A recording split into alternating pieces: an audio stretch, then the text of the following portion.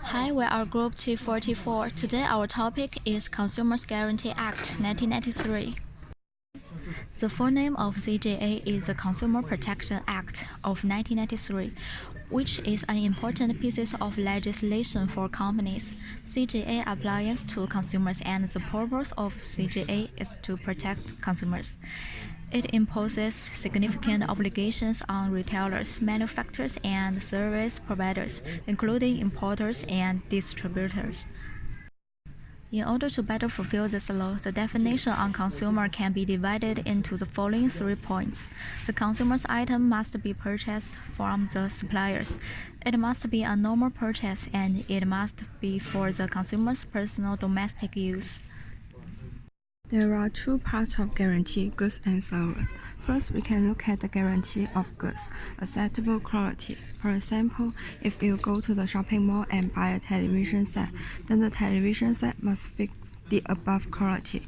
Look at the first one. The television must fit for all the purposes for which goods of that type are supplied. As we all know, the main purpose of television is to watch.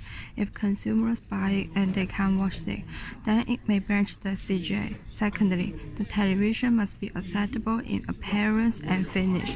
When the television is delivered and the home screen is damaged, consumers should apply Consumer Guarantee Act 1993. Thirdly, television must be free from minor defects. Fourthly, the television must be safety. If the television set is broke suddenly when consumers are watching television, it will bring physical, mental, and psychological harm to consumers. The last but not least, it must be durable. If the television broke a month after the consumer bought it back, then consumers need to apply the Consumer Guarantee Act 1993. Other guarantee of goods are fitness for particular purpose. Goods must comply with description. Goods must comply with sample or demonstration model, repairs and spare parts, and manufacturer to honor express guarantees. We can look at the guarantees for service, reasonable care and skill, fitness for a particular purpose, time of completion, and price. Now, in regards to the question, what rights consumers have when they are unsatisfied with the goods or services. If goods fail to comply with the guarantees as to acceptable quality, set out in Section 6, repairs, and parts set out in Section 12. Also, in Section 18, the consumer has a right of redress against the supplier in accordance with the part in respect of the failure of any goods to comply with a guarantee. When the failure can be remanded, the consumer can be compensated in the corresponding time if there is no need to compensate the corresponding amount.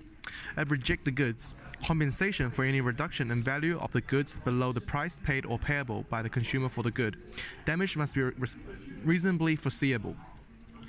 For contracting now, if you provide a product or service that is typically used for personal or household use in another business, Consumers Guarantee Act requirements are generally applied, but you may violate this law. Business-to-business transaction can be contracted out if they are both in trade. In trade means they both have one of the purpose above. If they are not the consumers, then they can be contracted out. There are 3 requirements if they contract out. Agreement that Consumers Guarantee Act does not apply to transaction and must be in writing. Both parties must be in trade. Terms must be fair and reasonable. For example, Huawei business is a powerful business in the world. They want to cooperate with a small business, so Huawei business cannot enforce the small business to do what they don't like. It is not fair and reasonable trade. Also, if businesses are consumers, Consumers Guarantee Act does not apply if goods or services are resupplied in trade, consumed in the course of production of manufacture, used to repair other goods or fixture on land. In terms of answering the question of the practical consequence of the CGA for business practice, business must follow the CGA and provide goods that have the quality to be fit for its purpose.